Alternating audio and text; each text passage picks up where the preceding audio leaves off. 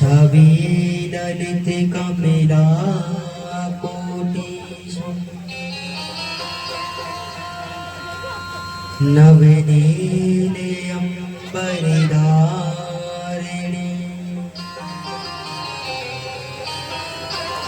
शशि बदन गंज बिलोचनी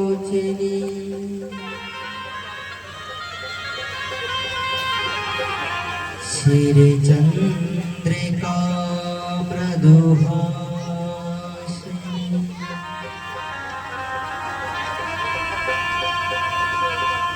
जय जय श्री राधा रमण जय जय नवल किशोर जय गोपी चित चोर प्रभु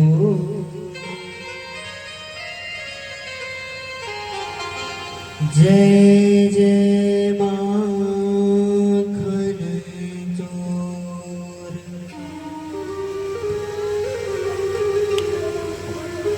राधे मेरी मात है पिता मेरे घनश्याम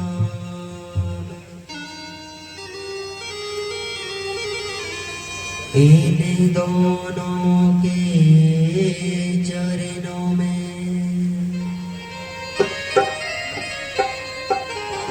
मेरा कोटि कोटि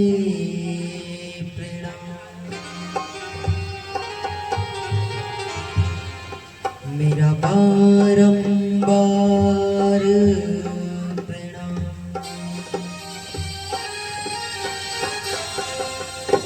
आए हो तो प्रेम से लो हरि का नाम सभी भक्तों को दास गोविंद की जय जय राधे श्याम जय जय सीताराम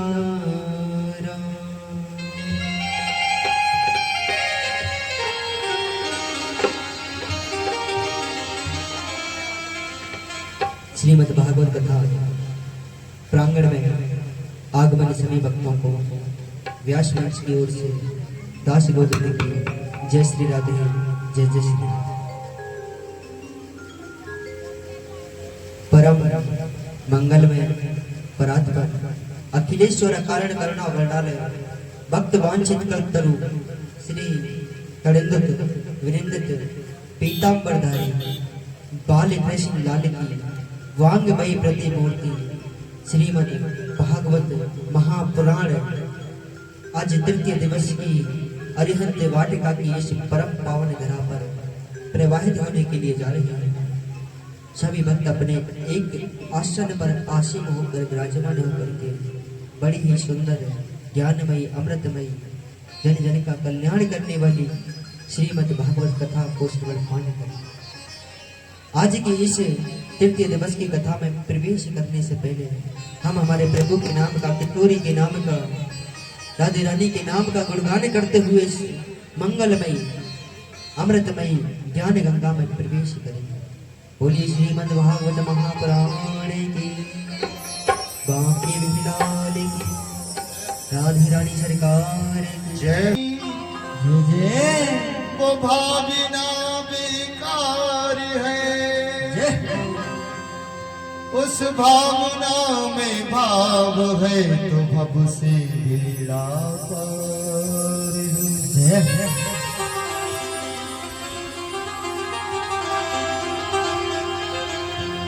हो राधे राधे राधे राधे हो राधे राधे राधे कहने की आदत सी हो गई है। राधे कहने की आदत सी हो गई है। राधे राधे राधे कहने की आदत सी हो गई है। राधे राधे राधे कहने की आदत सी हो गई है।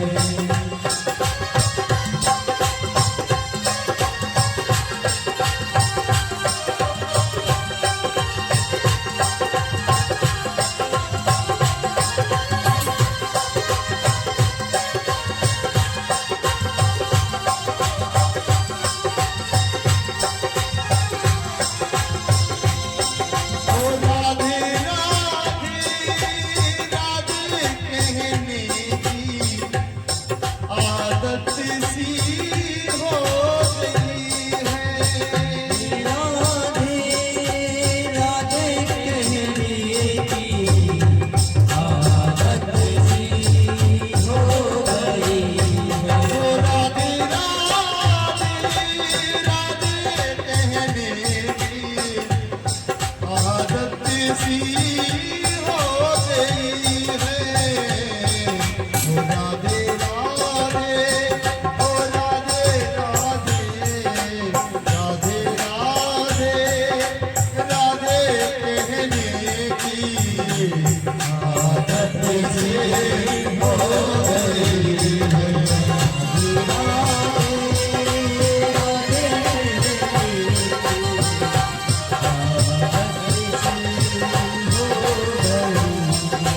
राधे राधे राधे कहने की आदत सी हो गई है। राधे राधे कहने की आदत सी हो गई है।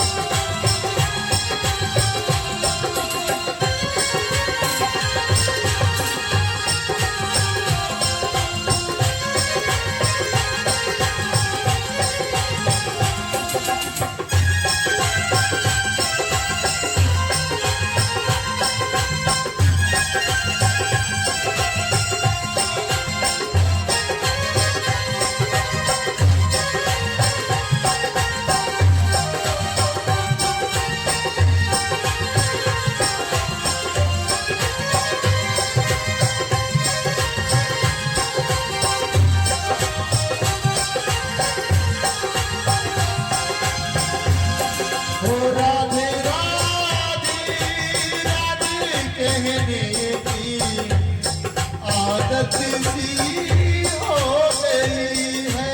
राधे राधे राधे कहने की आदत सी हो गई है।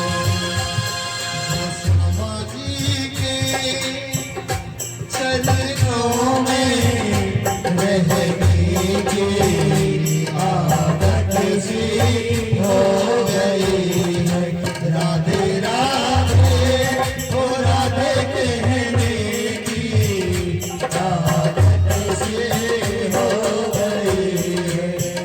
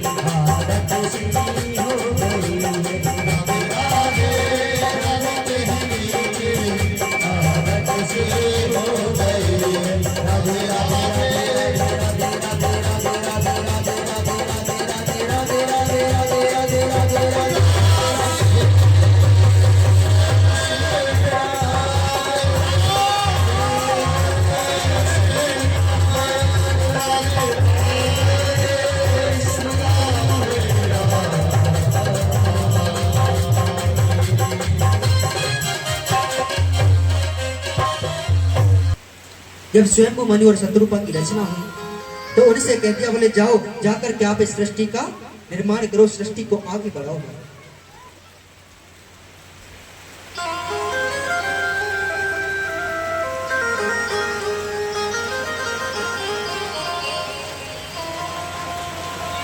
अब तो महाराज कहते हैं स्वयंभू मनु शत्रुपा सृष्टि की रचना करते हैं।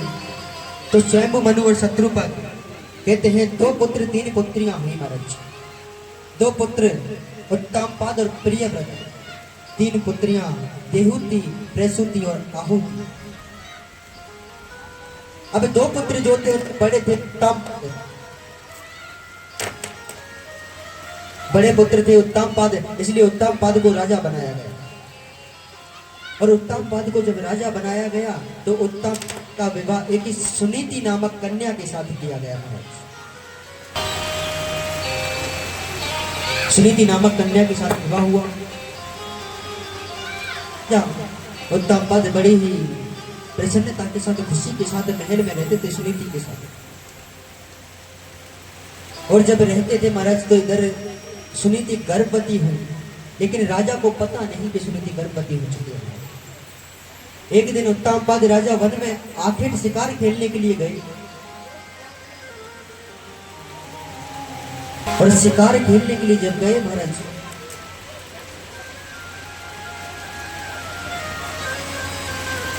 तो कहते हैं श्री सुखदेव जी महाराज के ही राजा परीक्षित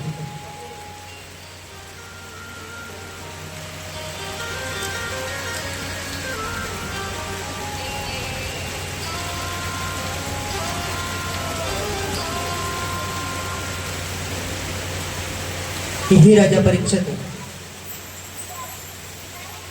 यहाँ पर आखिर खेलने के लिए जब गए राजा तो वहां पर उन्होंने एक सुरुचि नामक कन्या को देखा महाराज।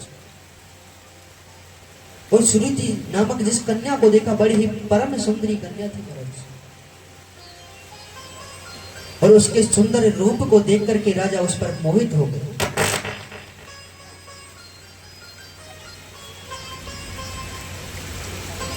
राजा उस कन्या पर मोहित हो गए महाराज। और जब मोहित हो गए तो इच्छा जागृत हुई, बोले क्यों ना सुरुचि नामक जो कन्या है उसके साथ विवाह रचाया जाए। और विवाह की जब इच्छा जागृत हुई महाराज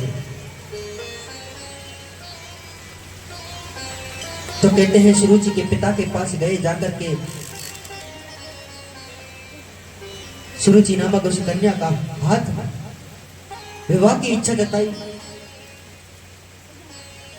सुरुचि के पिता ने राजा उत्तामपाद और सुरुचि का विवाह गंधर्व विधि से विवाह कराया और विवाह करके सुरुचि को अपने साथ महल में लेकर के आए।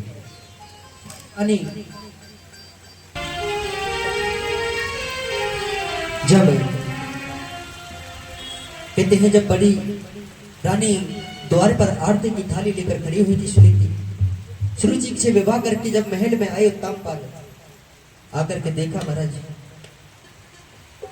देख करके जब सुरुचि ने सुनीति को देखा तो पूछने लगी, बोले स्वामी यह दूसरी नारी जो आरती की थाली लेकर अपने हाथ में खड़ी हुई है यह कौन है? राजा कहने लगे, बोले यह हमारी पत्नी है आपकी, बोले यह इस राज्य की बड़ी रानी है सुनीति। जैसे ही सुरुचि ने सुना, बोले यह राज्य की बड़ी रानी है, तो राजा से कहने लगी, बोले स्वामी बोले हम इस महल के अंदर तभी प्रवेश करेंगे या तो पहले आप इस बड़ी रानी को इस महल से बाहर निकालिए। क्योंकि बड़ी रानी थी सुनीति, तो सुरुचि जो थी वह दासी कहलाती महाराज। मन में विचार किया, बोले बड़ी रानी है, इनके जो पुत्र होगा उसको राजा बनाया जाएगा, मेरे पुत्र को दास बनाया जाएगा। बोले मैं इस प्रकार से इस महल में नहीं रह सकती, मैं इस महल में तभी प्रवेश करूंगी जब मुझे रानी का दर्जा दिया जाएगा। श्री सुखदेव जी महाराज कहते हैं कि राजा परीक्षित यहाँ पर बालो सी बदनात्मा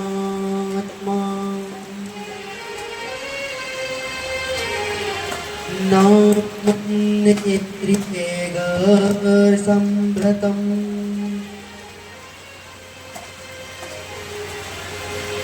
नूनं वेदं भवान् यस्य दुर्लभेऽर्थे मनोरथम्।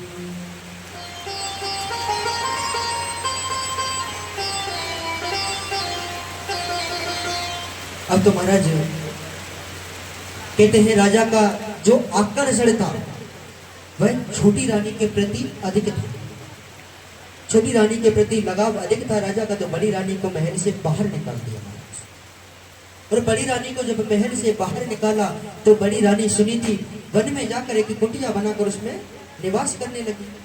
गर्भवती थी बड़ी रानी सुनीति। इधर छोटी रानी ने महल में प्रवेश किया, समय व्यतीत हुआ तो छोटी रानी भी गर्भवती हो गई महाराज।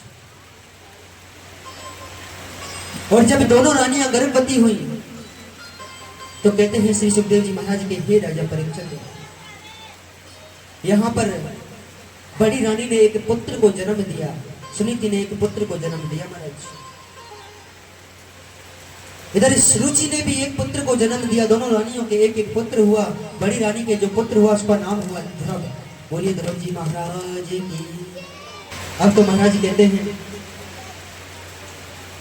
यहाँ पर बड़ी रानी के जो पुत्र हुआ उसका नाम हुआ ध्रुव। और छोटी रानी जो थी सुरुचि, उन्होंने भी एक पुत्र को जन्म दिया जिसका नाम हुआ उत्तम कुंवर।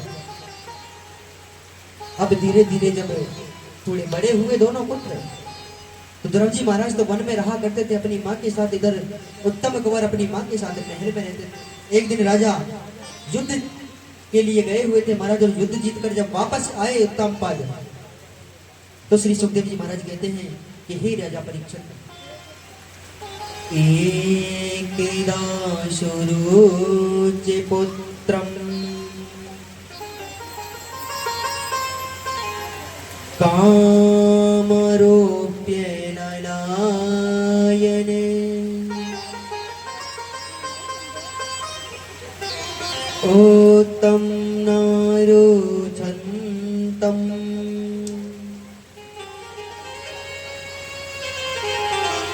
ध्रुवं राजाभ्यान्दते।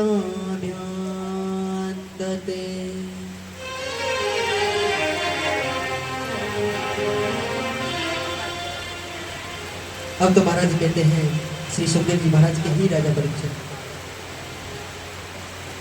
यहाँ पर बड़ा ही सुंदर कहते हैं जब ध्रुव जी महाराज को पता चला कि पिताजी आए हुए हैं, युद्ध जीत कर आए हैं, महल में आए हुए हैं, तो ध्रुव जी महाराज अपनी कुटिया को छोड़कर पिताजी से मिलने के लिए पहुंच गए महल में। और महल में जब पहुंचे महाराज, तो महल में पहुंच करके देखा तो पिताजी सिंहासन पर बैठे हुए थे। ध्रुव जी महाराज पिता की गोद में जाकर के बैठ गए। इधर जो सुरुचि के जो पुत्र थे उत्तम कुंवर, वह आंगन में खेल रहे थे।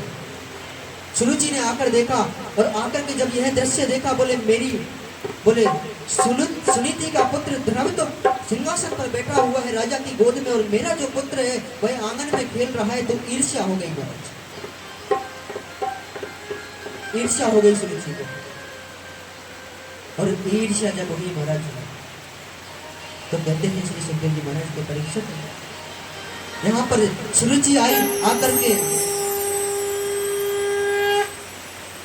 के महाराज ध्रुव का हाथ पकड़ के ध्रुव को सिंहासन से नीचे उतार दिया। और कहने लगी, बोले ध्रुव, यह तुम्हारे पिता नहीं है। अगर तुमको इनकी गोद में सिंहासन पर बैठना है तो तुमको मेरे गर्भ से आकर के जन्म लेना होगा, तभी तुम इनकी गोद में बैठने के उत्तराधिकारी कहलाओगे। जब इतनी बात सुनी ध्रुव ने, तो ध्रुव जी कहने लगे, बोले पिताजी, बोले आप इतना बदल गए, मैंने सोचा नहीं था। बोले आप इतना बदल जाओगे मैंने सोचा नहीं था। आपके सामने आपके पुत्र को इतना बुरा भला कहा जा रहा है, लेकिन आपके मुख से एक शब्द नहीं निकला मेरा। इतना कहकर के रोते हुए रुदन करते हुए ध्रुव जी महाराज अपनी माँ के पास पहुंच गए, सुनीति के पास। ध्रुव जी महाराज जी जय राम।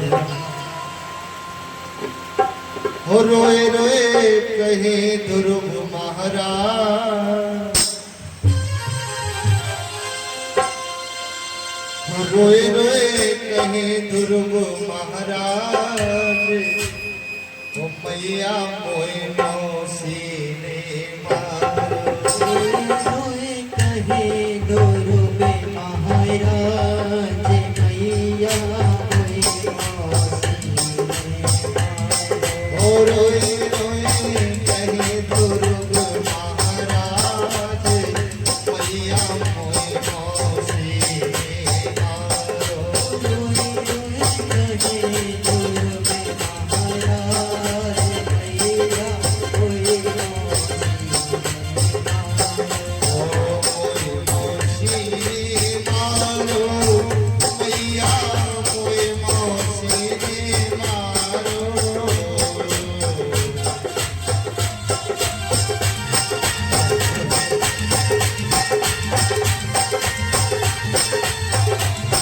रोए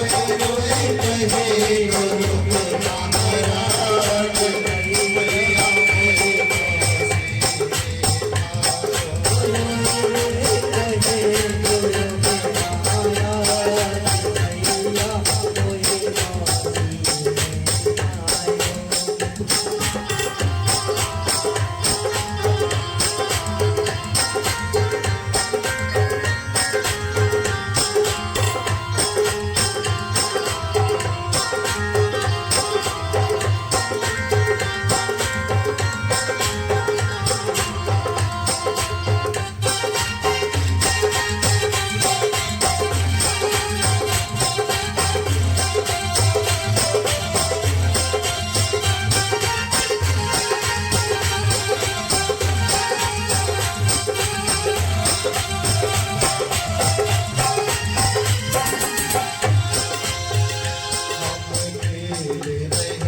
दोनों भैया वहाँ बेटी छोटी मैया दोनों भैया वहाँ बैठी छोटी मैया दोनों भैया वहाँ बेटी छोटी मैया वहाँ बैठी दोनों भैया वहाँ बैठी रे छोटी मैया आने आने गोद लिए सारे भैया मोए मौसी ने मारो रोए रोए कहे दोनों महाराज मैया मोए मौसी ने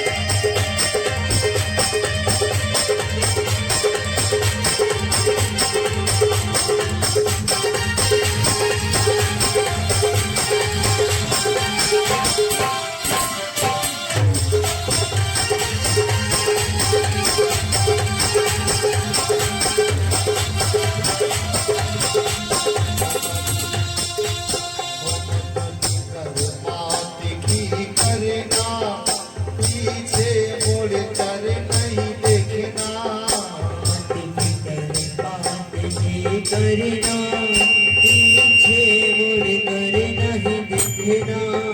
मत फिकर मात की करना, पीछे मुड़ कर नहीं देखना। मत फिकर मात की करना, पीछे मुड़ कर नहीं देखना। रक्षा करे हरे जी आय, मैया मोए मौसी मारो। रोए रोए कहे गुरु महाराज, मैया कोई मौसी मारो। रोए रोए कहे गुरु महाराज, मैया मोए मौसी मारो।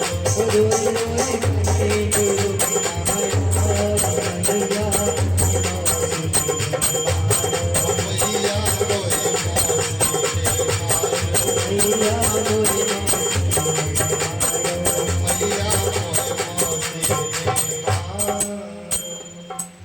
गुरु जी महाराज की जय। अब तो महाराज श्री सुखदेव जी महाराज कहते हैं कि परीक्षा जब वे वापस अपनी कुटिया पर लौट कर पहुंच गए ध्रुव जी महाराज तो रोते हुए माँ से कहने लगे, बोले माँ आज हम पिताजी की गोद में बैठे हुए थे, आकर के मौसी ने हमारे छोटी माँ ने हमारे हाथ को पकड़कर झट से सिंहासन से गोद से नीचे उतार दिया और कहने लगी, बोले यह तुम्हारे पिता नहीं है। बोले माँ आप ही बताइए, अगर वह मेरे पिता नहीं है तो मेरे पिता कौन है? बोले छोटी माँ ने मुझे पिताजी की गोद से नीचे क्यों उतार दिया। सुनीति कहने लगी, बोले पुत्र ध्रुव, बोले अगर आपको बैठना ही है तो परम पिता परमात्मा की गोद में बैठिए। ये तो सांसारिक पिता हैं, कुछ क्षण के पिता हैं, इनकी गोद में बैठने से तुम्हारा कल्याण होने वाला नहीं है महाराज। एक माँ अपने पुत्र को क्या शिक्षा दे रही है? बोले बैठना है तो परम पिता परमात्मा की गोद में बैठिए। 5 वर्ष के ध्रुव जी महाराज है महाराज। 5 वर्ष जिस बालक की आयु है उसको समझा रही है। अब तो महाराज जैसे ही सुना, बोले परम पिता परमात्मा, ध्रुव जी महाराज कहने लगे, बोले माँ, बोले कहाँ मिलेंगे परम पिता परमात्मा, बताइए, अब मैं उन्हीं की गोद में बैठूंगा जाकर। सुनीति कहने लगी, पुत्र, बोले परमात्मा ऐसे नहीं मिलते, उनके लिए कठोर तप करना पड़ता है। बोले बहुत कठोर तप करना पड़ता है। ध्रुव जी कहने लगे, बोले माँ जितना भी कठोर तप करना होगा मैं करूंगा, आप बताइए कहाँ मिले। बोले ध्रुव आपको बहुत कठोर तप करना है। रात्रि का समय था, आज्ञा पाकर के माँ से आज्ञा लेने लगे। बोले माँ आप मुझे आज्ञा दीजिए, मैं वन में जा रहा हूँ तप करने के लिए। रात्रि का समय था तो माँ ने कहा, बोले पुत्र ध्रुव एक कार्य कीजिए, आप अभी रात्रि है अभी मत जाइए, प्रातः सुबह होते ही जल्दी चले जाओ। 5 वर्ष के जिस बालक की आयु है उसको एक माँ वन में तप करने के लिए भेज रही है महाराज। और एक आज की माता है जो अपने पुत्रों को कुछ शिक्षा तो नहीं देंगी पर एक चीज जरूर सिखाएंगी, फोन चलाना। सिखावे कि ना सिखावे, अपने आप सीख जाए, क्योंकि बिन के सामने हम खुद फोन चलावे ना। आजकल बच्चे थोड़ी रहे, कंप्यूटर हो गए, कंप्यूटर हो गए आजकल। कहते हैं कि जब माँ का गर्भ 7 महीने का हो जाता है ना, 7 माह का, तो बालक सब कुछ सुनने लग जाता है, समझने लग जाता है महाराज। गर्भ के अंदर 7 महीने का जब गर्भ हो जाता है तो 7 महीने का गर्भ होने के बाद जो माता सुनती है, बोलती है, वो सारी बातें समझता है गर्भ के अंदर बालक। इसलिए 7 महीने का जब हो जाए ना तो माताओं को जितना हो सके पूजा पाठ भक्ति करनी चाहिए। इधर उधर की बातों पर ध्यान नहीं देना चाहिए, जितना हो सके परमात्मा का ध्यान करना चाहिए। पर आजकल तो 7 वर्ष का बालक पैदा हो जाए तब भी भक्ति ना करें हमको, क्योंकि वैसे ही करते समय ना मिले, थोड़ा बहुत समय मिले तो मोबाइल लेके बैठ जाए। बालक का जन्म भी हो जाता है ना, बताया था ना मैंने, अगर बालक रोता है ना तो उसको गोद में लेकर चुप नहीं कराते, फोन पकड़ा दिया जाता है कार्टून चला करके। बोले बेटा देख ले और चुप हो जा। एक समय है कौन के पास भाई खिलावे लगेंगे तो खुद को फोन छूट जाओ हाथ में, तो इंस्टाग्राम पे रील कौन देखेगा, फेसबुक यूट्यूब पे रील ने कौन देखेगा फिर। इतना समय थोड़ी है हमारे पास। बोले बालक जरूरी थोड़ी है, बालक की शिक्षा जरूरी ना हमारे पास है, यही जरूरी है। इस कलयुग का सत्य है जो बता रहा हूं मैं आपको। फिर कहते हैं कि साहब हमारी संतान बिगड़ गई। अरे बिगड़ेगी संतान समय ना देंगे तो। आज तुम बच्चों को समय मत दो, जब तुमको बच्चों की जरूरत होगी तब बच्चे कह देंगे बोले जाओ वृद्धाश्रम, आज हमारे पास समय नहीं है।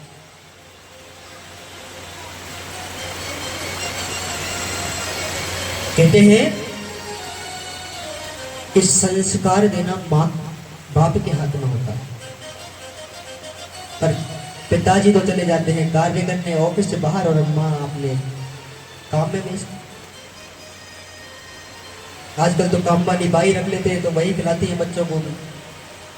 तो वह एक माँ के जैसे संस्कार थोड़ी देगी, जो संस्कार एक माँ दे सकती है वह थोड़ी देगी, क्योंकि पहला गुरु माँ को बताया गया है। तो माँ जो सिखाती है बच्चा वही सीखता है महाराज।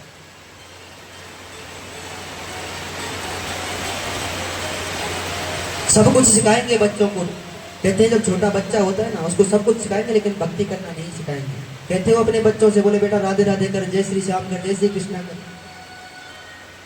कोई माँ कहती है अपने बच्चे को बोले भजन किया कर, कीर्तन किया कर, भजनों में जाया कर। बोले मतलब कहाँ पढ़ रहा हम चले जाए वही बहुत है।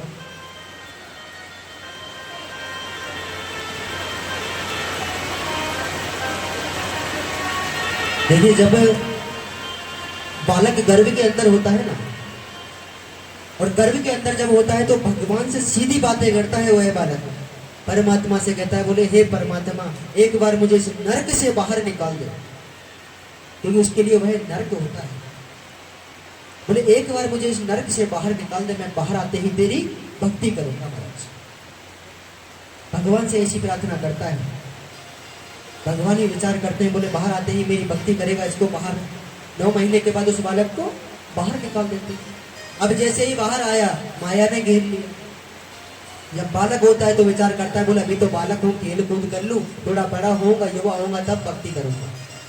युवा भी हो जाता है, और युवा जब हुआ तो महाराज सोचता है बोले अभी तो शादी हो जाने, 2 बच्चे हो जाएंगे तब भक्ति करूंगा। शादी हुई, बच्चे भी हुए, फिर सोचता है बोले अभी तो बुढ़ापा दूर है, बुढ़ापा आएगा तब भक्ति करूंगा। अब बुढ़ापा आ गया, अब बच्चों की भी शादी हो गई, बच्चों के बच्चे हो गए, उनके साथ खेलने में मगन है महाराज, उनको लाड़ करने में मगन है, लेकिन भगवान को भूल गया, भगवान की परमात्मा की भक्ति को भूल गया महाराज। फिर सोचता है कि अब अंतिम समय जब होगा मेरा, उस समय परमात्मा की भक्ति कर लूंगा महाराज।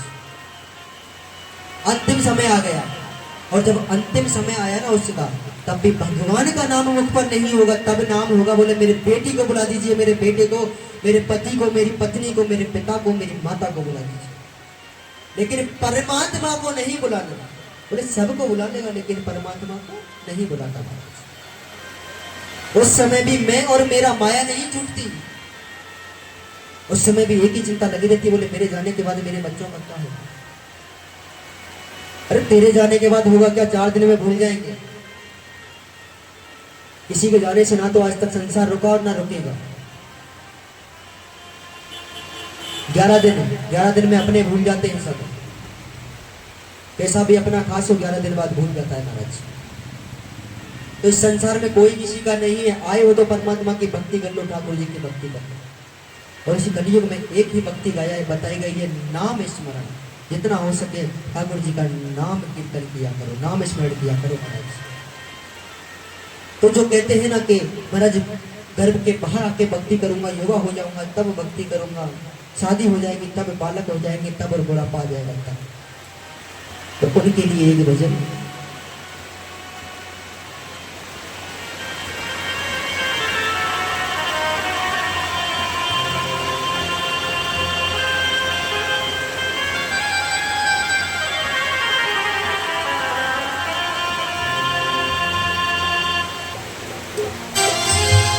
कि ना राम नाम लेना,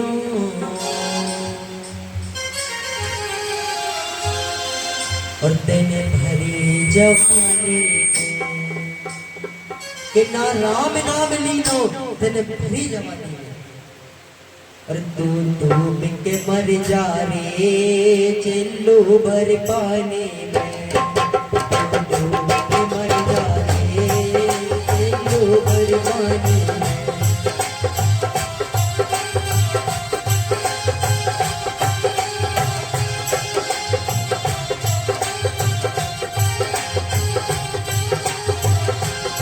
तुम्हारा नाम लीनो ना हरि नाम लीनो हरि जवानी में के मर जा रे चिल्लू भर पानी में के मर जा रे चिल्लू भर पानी में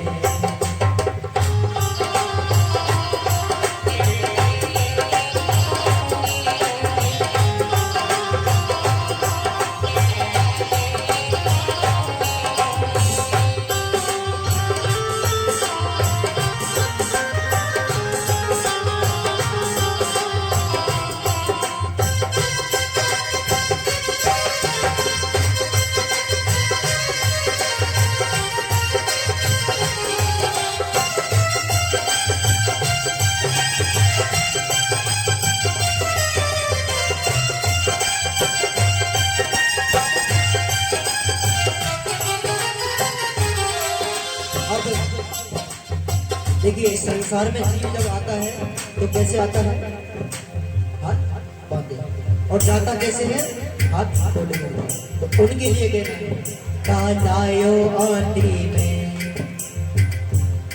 तो क्या लायो आटे में कालायो आंटी में क्या लायो आटे में मिल जाए गो माटी में वो मिल जाए गो माटी में उनका लायो आटी में मिल जाए गो माटी में वो क्या लायो आटे में मिल जाए गो माटी में पानी दिन काया तेरी एक दिन काया तेरी एक दिन काया तेरी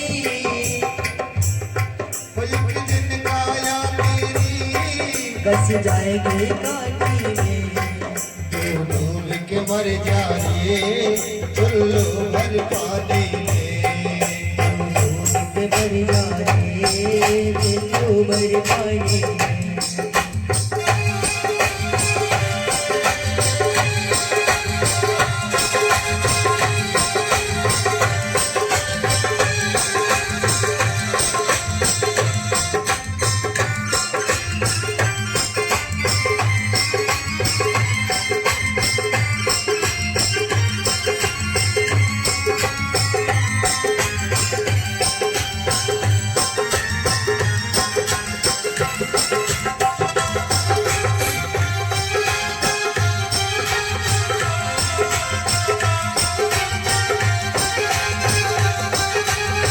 तुम्हारा नाम लीनो ना हरि नाम लीनो फूल भरी जवानी में तू डूब के मर जा रे चिल्लू भर पानी में के भर जा रे चिल्लू भर पानी में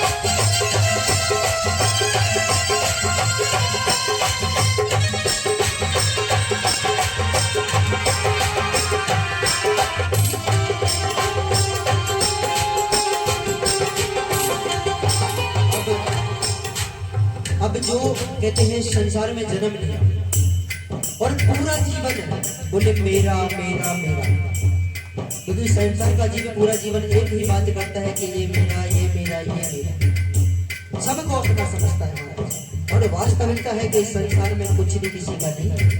तो उनके लिए क्यों करता मेरा मेरा, वो क्यों करता मेरा मेरा, क्यों करता मेरा मेरा, क्यों करता मेरा मेरा। यहाँ कुछ भी नहीं है तेरा, यहाँ कुछ भी नहीं है तेरा, ओ यहाँ कुछ भी नहीं है तेरा, यहाँ कुछ भी नहीं है तेरा, यहाँ कुछ भी नहीं है तेरा, तू करता तेरा तेरा, यहाँ कुछ भी नहीं है तेरा, यहाँ कुछ भी नहीं है तेरा। जय हो।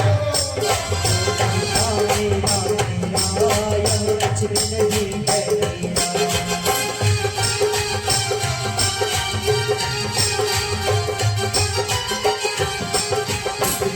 होगा भैया तेरा मरकट में डेरा, एक दिन होगा भैया तेरा मरघट में डेरा। क्योंकि जो आया है उसको जाना अवश्य है, जो आया है उसको जाना अवश्य है। तो घमंड किस बात का, जिस किसी को घमंड होना अपने धन का, अपनी संपत्ति का, अपने ऐश्वर्य का, वैभव का, एक बार शमशान जाकर देख लेना, कितना भी धनी व्यक्ति हो, कितना भी पापी हो, कितना भी बड़ा भक्त हो, एक ही जगह जलाए जाते हैं महाराज। होगा भैया तेरा मरकट में डेरा, होगा भैया तेरा मरघट में डेरा।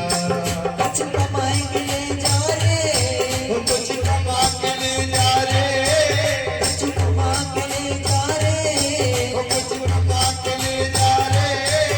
ऐसी जिंदगानी में और तू डूब के मर जा रे, तू मर पाने में। वो तो डूब के मर जा रे, तुम हर नामे में। नाम नाम लीनो, या प्रभु को नाम दीनो, तन भरे नवानी में। डूब के मर जा रे, तू मर पाने में।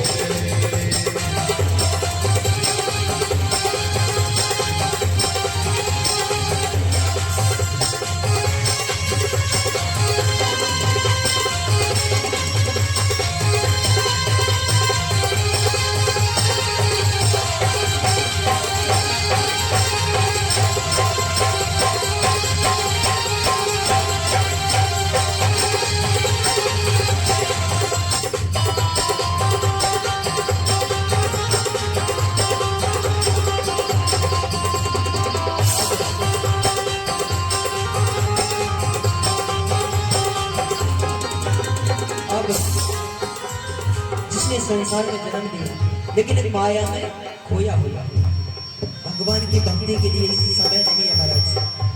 उनके लिए दो लाइन, कर सच्ची भक्ति है, हो कर सच्ची भक्ति है, ओ कर सच्ची भक्ति है, हो कर सच्ची भक्ति है।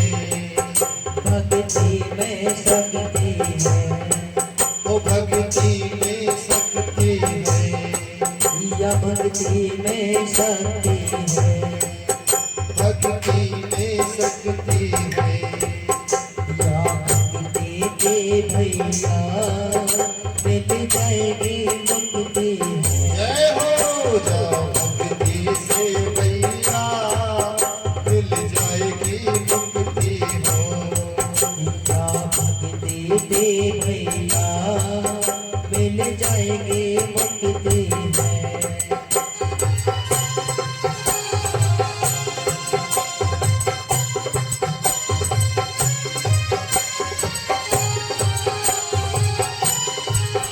बिन बालापन खोयो, तेने बालापन खोयो, ओ दिन बालापन खोयो, ओ तेने बालापन खोयो, सारो जीवन खोयो, ओ सारो जीवन खोयो, सारो जीवन खोयो, ओ सारो जीवन खोयो।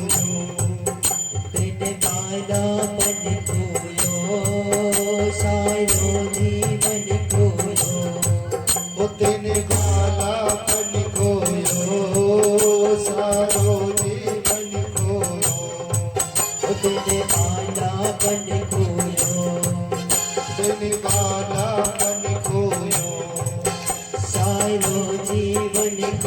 वो सारो जीवन खोयो या आना पानी में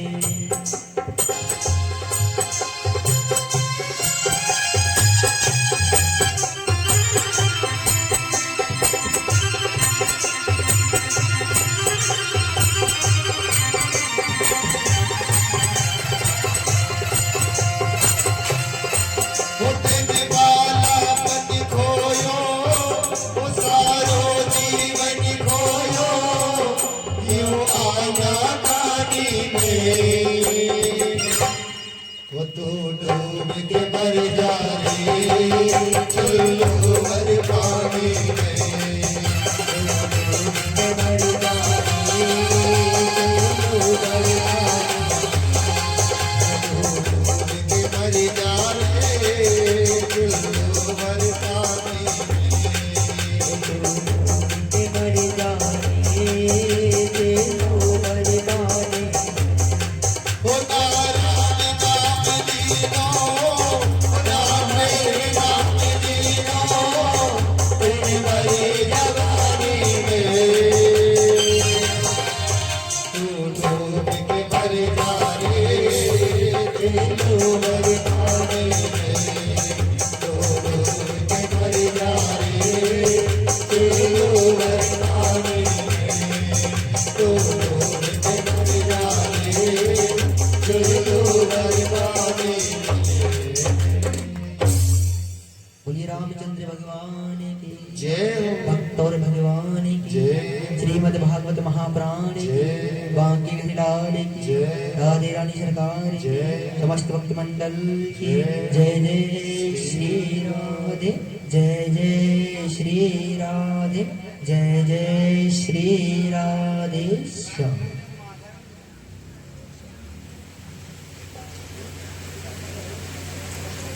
अब तो महाराज श्री सुखदेव जी महाराज कहते हैं कि राजा परीक्षित कि इस संसार का जीव देखिए भक्ति आजकल तो भक्ति भी ऐसी रह गई है दिखावे की महाराज कि आजकल तो हम भक्ति भी करते ना तो एक स्वार्थ से करते हैं। मन से भक्ति कोई नहीं करता अब एक स्वार्थ से क्योंकि मंदिर जाते हैं। अच्छा मंदिर कौन कौन जाता है रोजाना? अच्छा बाकी माताएं आप नहीं जाती? ये मना कर रखा है भगवान ने बोले मेरे दर पर आना है आपको, बोले आपको मेरे दर पर नहीं आना।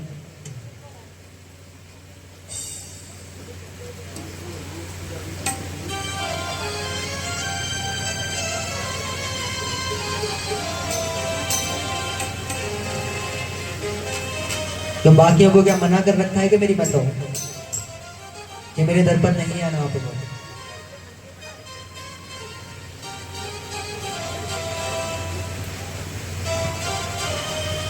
देखिए मैं कह रहा हूं कि भक्ति भी है ना अब दिखावे की रह गई है। आप मंदिर जाते हो, पहले मंदिर जाते थे घर से एक लोटा जल लेकर, एक लोटा जल चढ़ाया भोले बाबा को, भोले बाबा को एक लोटा, देखो भोले नाम है उनका, भोले बड़े भोले हैं, एक लोटा जल में प्रसन्न हो जाते हैं भोले बाबा। और एक लोटा जल के बदले लाखों इच्छाएं मांग लेते हैं हमसे। बोले बाबा यह भी कर दे हमारे काज, यह भी कर दे, यह भी कर दे। बोले बाबा सोच तो होगो, बोले एक लोटा जल करते काले आवे सब कुछ मांग के ले जाए। तो भक्ति भी स्वार्थ की रह गई है, दिखावे की रह गई है महाराज। और चलो पहले तो एक लोटा जल घर से जाता था, अब तो मंदिर में ही नल लग गया, खाली लोटा लेके जाते, लोटा भी नहीं लेके जाते, गंगा सागर रखा रहता है मंदिर में ही, वहीं से गए भरा और वहीं चढ़ा दिया। बोले तेरा तुझको अर्पण क्या लागे मेरा, बोले भगवान तेरो तो कोई अर्पण है, क्योंकि घर से लेके जाएंगे तो वजन लगेगा, हाथ दुख जाएगा, होता है ना। तो भक्ति भी। अब ध्रुव जी महाराज 5 वर्ष की आयु, 5 वर्ष का बालक ध्रुव जी, मां ने कहा बोले पुत्र, बोले अभी रात्रि का समय है, आप प्रातः होते ही वन को चले जाओ। लेकिन सुनीति तो सो गई, माँ तो सो गई, लेकिन मध्य रात्रि हुई तो व्याकुल मन हो उठा ध्रुव जी महाराज जी का। और इतना व्याकुल कि अब सो नहीं पा रहे, नींद नहीं आ रही ध्रुव जी को। इतना व्याकुल है कि इंतजार कर रहे हैं, बोले कब प्रातः काल हो, कब सुबह हो, कब सूर्य आए और मैं निकलूं। जब बेचैनी रुकी नहीं, व्याकुलता नहीं रुकी, तो ध्रुव जी महाराज मध्य रात्रि में, आधी रात्रि में, माँ तो सो रही थी, माँ के चरणों का स्पर्श किया, आशीर्वाद लिया और वन को और आधी रात्रि में चल दी, अर्धरात्रि में महाराज। जब वन की ओर जाने लगे तो भगवान ने जब इस दृश्य को देखा, जब भगवान ने इस दृश्य को देखा तो महाराज कहते हैं, भगवान ने नारद जी से कहा, बोले हे देव नारद आप जाइए, छोटा सा 5 वर्ष का बालक है, वन की ओर जा रहा है, कोई भी जीव जंतु इसको अपना भोजन बना लेगा, शिकार बना लेगा, इसकी मृत्यु हो जाएगी, आप जाकर के उसे रोकिए। नारद जी गए, जाकर के ध्रुव जी महाराज के सन्मुख खड़े हो गए। ध्रुव जी से पूछा, बोले पुत्र इस रात्रि के समय आप किसी बियाबान जंगल में कहाँ जा रहे हैं? ध्रुव जी कहने लगे, बोले हे देव मैं परमपिता परमात्मा की खोज में जा रहा हूँ। नारद जी ने कहा, बोले परमात्मा ऐसे नहीं मिलते, बोले इसके लिए तप करना पड़ता है, और परमात्मा के पास ऐसे नहीं जाया जाता। बोले परमात्मा के पास तो मृत्यु के बाद ही जाया जाता है, मरने के बाद ही इंसान परमात्मा के पास जाता है। और आजकल तो मृत्यु भी हो जाएगी ना तो भी मत सोचो पहुंचोगे परमात्मा के पास, क्योंकि कर्म ही नहीं है हमारे ऐसे जो वहां जाएंगे। भगवान के पार्षद लेने नहीं आएंगे, यमराज के दूत आएंगे लेने। कल बताया था ना, कलियुग में लाख अवगुण है लेकिन एक गुण है महाराज, अगर इस कलियुग का जीव उसका भी पालन कर लेना तो इसकी मुक्ति हो जाती है। कि कलियुग केवल नाम आधारा, सुमर सुमर नर उतर ही पारा। कि अंतिम समय में भी अगर भगवान का नाम मुख पर ले आएगा तो भगवान के पास, भगवान के धाम चला जाएगा। कलियुग समान कोई युग नहीं, बोले इस कलियुग के समान तो कोई सा युग और नहीं है महाराज। लोग कलियुग को बुरा बताते हैं, कोई बुरा युग नहीं है कलियुग, क्योंकि जहां सतयुग त्रेता द्वापर तीनों युगों में लाखों लाखों वर्ष तप करने से भगवान की प्राप्ति होती थी ना, वहीं अंतिम समय में भी इस कलियुग में अगर एक बार भगवान का नाम मुख पर आ जाए तो भगवान मिल जाते हैं। सतयुग त्रेता कलियुग द्वापर ऋषिगण लाखों लाखों वर्ष तप करते थे भगवान को पाने के लिए।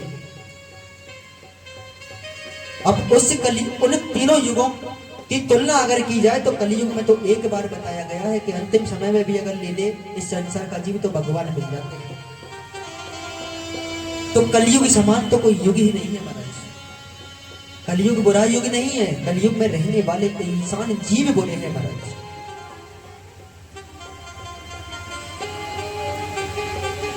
बोली राधे रानी सरकार की। अब ध्रुव जी महाराज जब वन की ओर गए तो नारद जी ने कहा, बोले ऐसे नहीं जाया जाता, परमात्मा पास तो मृत्यु के पश्चात जाया जाता है। ध्रुव जी महाराज को निराशा हुई, फिर कहा नारद जी ने, बोले ध्रुव तुम परमात्मा के पास नहीं जा सकते तो क्या हुआ, लेकिन परमात्मा तो आ सकते हैं। जैसे ही सुना परमात्मा आ सकते हैं, प्रसन्नता हुई, कहने लगे, बोले आप उपाय बताइए किस प्रकार आ सकते हैं।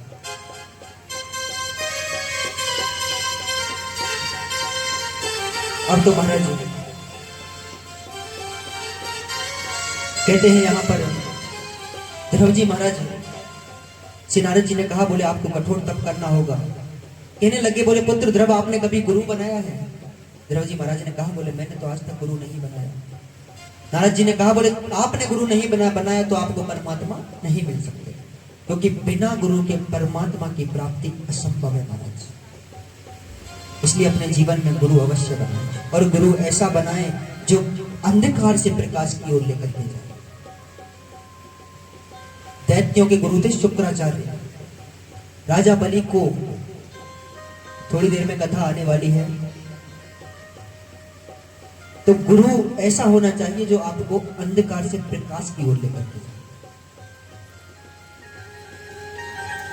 कहने लगे, बोले गुरु बनाया है? बोले मैंने कोई नहीं गुरु नहीं बनाया। चारों ओर देखा, कोई दिखाई नहीं दिया। सामने नारद जी खड़े हुए थे। कहने लगे, ध्रुव जी आज से मैं आपको ही अपना गुरु मानता हूं, आप दीजिए गुरु मंत्र। गुरु मंत्र दिया महाराज, और गुरु मंत्र क्या दिया? सभी को बोलना है। बोलो ओम नमो भगवते वासुदेवाय, ओम नमो भगवते वासुदेव। आइए कुछ समय ठाकुर जी के नाम का स्मरण करते हैं ओम नमो भगवते वासुदेवाय के साथ। नमो भगवते वासुदेवाय। ओम नमो भगवते वासुदेवाय। ओम नमो भगवते वासुदेवाय। ओम नमो भगवते वासुदेवाय। ओम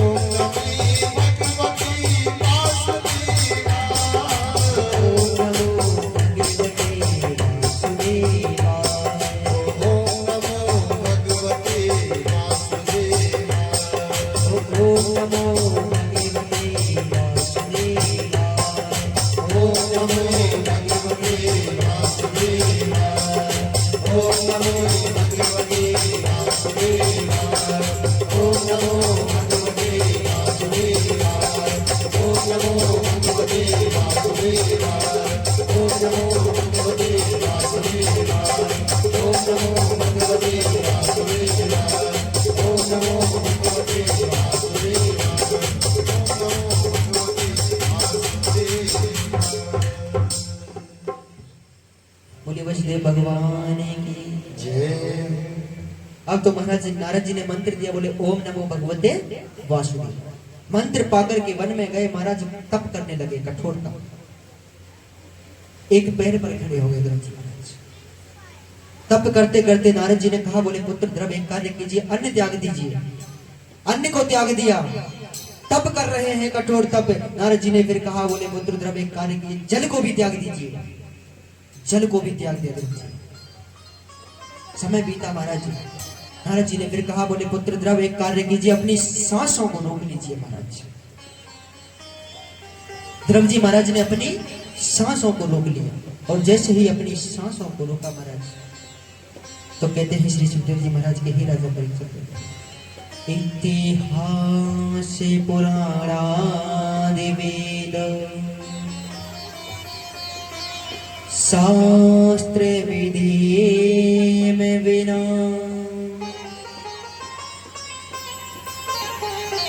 केवला है तो की भक्ति।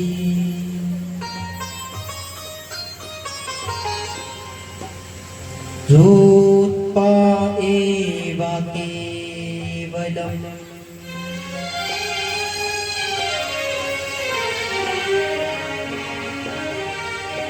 और जब ध्रुव जी महाराज ने अपनी सांसों को रोका महाराज, तो वायुमंडल शून्य हो गया, पवन रुक गई महाराज, हलचल मच गई प्रकृति में। देवता दौड़े दौड़े भगवान के पास गए, बोले भगवान छोटा सा बालक है, इसको आप दर्शन दे दीजिए, नहीं तो इसकी मृत्यु हो जाएगी।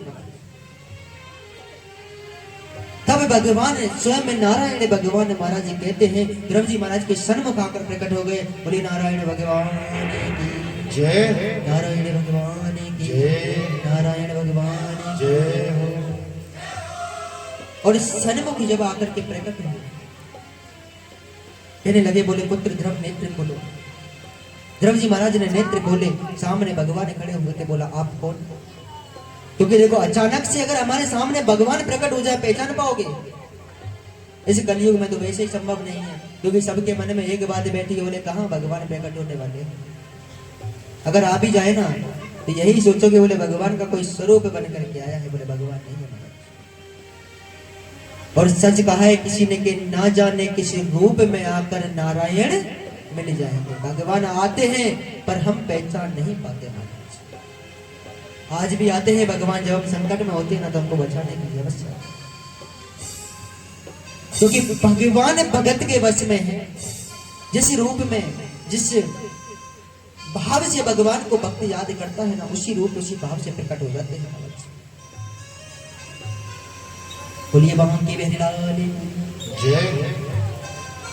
अब तो महाराज कहते हैं, इधर ध्रुव जी महाराज के सन्मुख प्रकट हुए, कहने लगे, बोले मैं वही जिसका तुम तप कर रहे हो। जैसे ही पता चला, बोले स्वयं परमात्मा प्रकट हो गए, चरणों में गिर गए। नारायण भगवान ने ध्रुव जी को उठा करके गले से लगा लिया, महाराज अंग बन गया।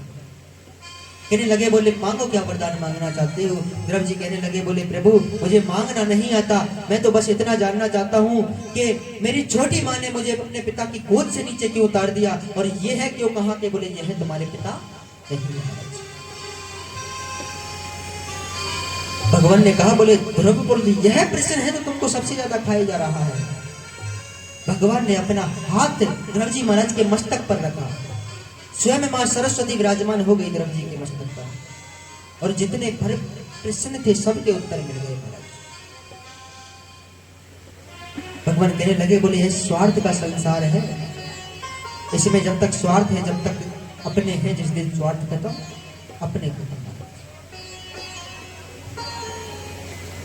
भगवान से वरदान पाकर ध्रुव जी महाराज वापस लौट करके आए, और आकर के ध्रुव जी महाराज का विवाह हुआ, और विवाह हुआ तो राज्य संभालने लगे, और राज्य 38,000 वर्षों तक ध्रुव जी महाराज ने राज किया। बोलिए ध्रुव जी महाराज की। 38,000 वर्षों तक ध्रुव जी महाराज ने राज किया। अब तो कहते हैं श्री सुखदेव जी महाराज के ही राजा परीक्षित। यहाँ पर ध्रुव जी महाराज के वंश में आगे चल करके महाराज राजा अंग हुए, और राजा अंग के हुए राजा बैन।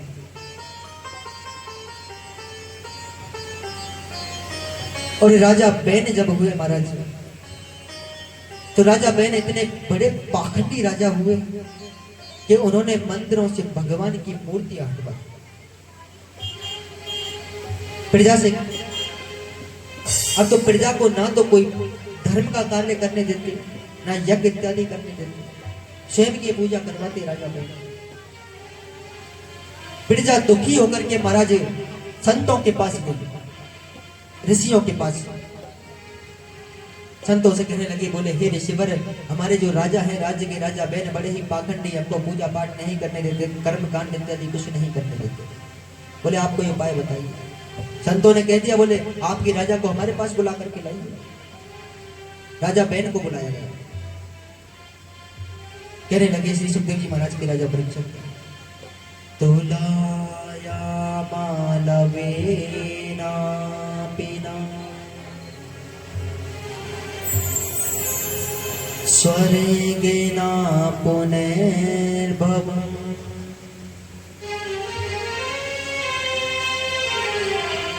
भगवांसि गंसस्य मर्त्या नाम किमुतशेषम्।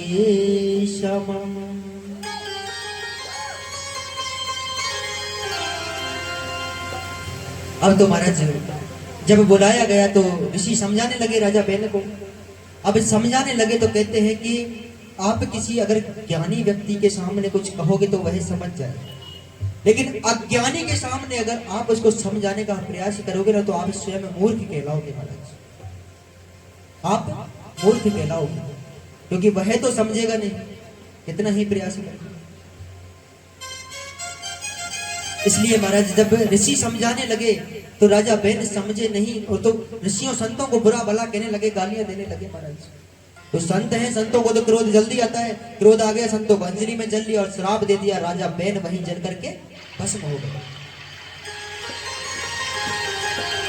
अब जल करके जैसे ही भस्म हुए तो राज्य सिंहासन खाली, क्योंकि राजा बैन के कोई संतान नहीं थी महाराज, अब राज्य कौन संभाले।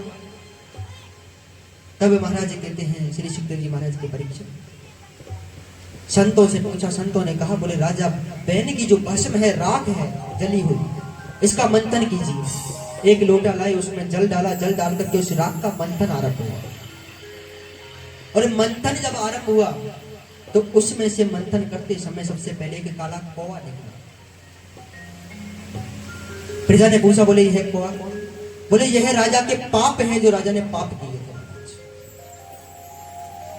वापस मंथन आरंभ हुआ तो उसमें से एक दिव्य पुरुष निकला, और दिव्य पुरुष निकला, उसका नाम हुआ पृथु, जिनके नाम पर इस धरती का नाम पड़ा पृथ्वी।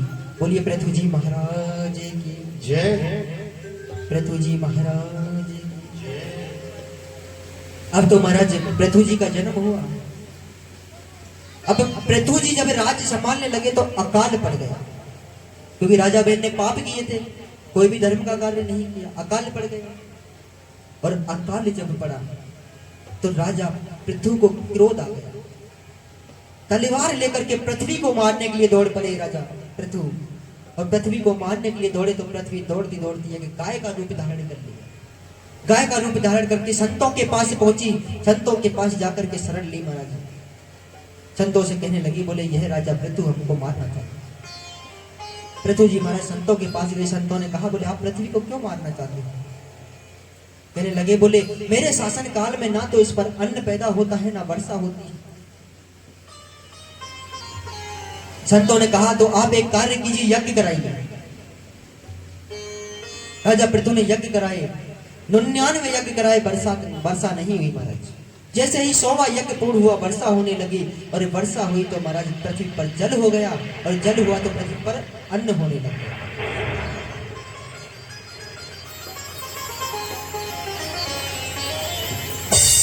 अब तो महाराज कहते हैं, श्री सुखदेव जी महाराज के ही राजा परीक्षित। इधर राजा पृथु ने बहुत समय तक अपना राज्य पाठ संभाला। आगे चल करके महाराज कहते हैं, राजा पृथु के हुए भरत जी महाराज। अब भरत जी महाराज हुए तो महाराज कहते हैं, भरत जी महाराज का विवाह हुआ। और विवाह हुआ तो बच्चे हुए, बच्चों को अपना राज्य सौंप करके भरत जी महाराज चले गए वन में तप करने के। एक कुटिया बनाई बड़ी सुंदर नदी के किनारे, उसमें भगवान का ध्यान करते, स्मरण करते।